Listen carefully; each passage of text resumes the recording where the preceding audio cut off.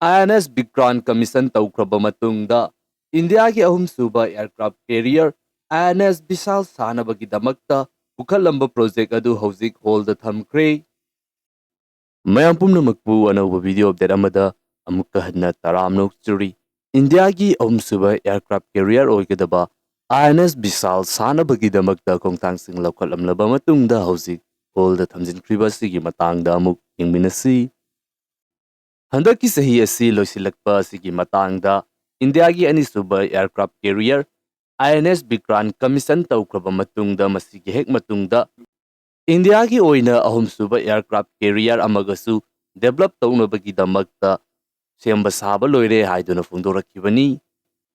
Hairiba aircraft carrier asi INS Bikran dagi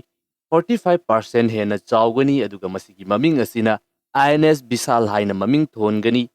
Lakadawriba sahi 2025 asi faubagi manungda commission tauba yabagi plan da lay haiduna fungdokibani December 4 gi numit asida amuk Indian Navy ki chief ki maikaidagi hairiba project asi hold da thamkre haiduna fungdorakli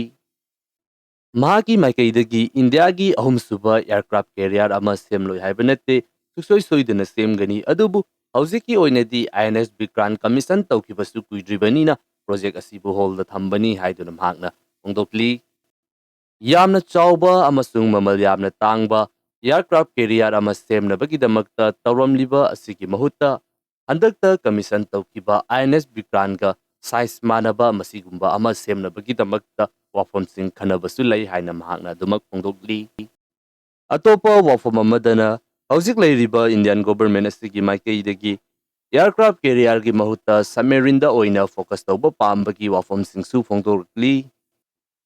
hauzik oina India gi submarine asi masing kun fana laitribani aduga masising asigi manungdasu khara amadi lakadawriba chahi khara asida decommission tawgadabasu yawrubani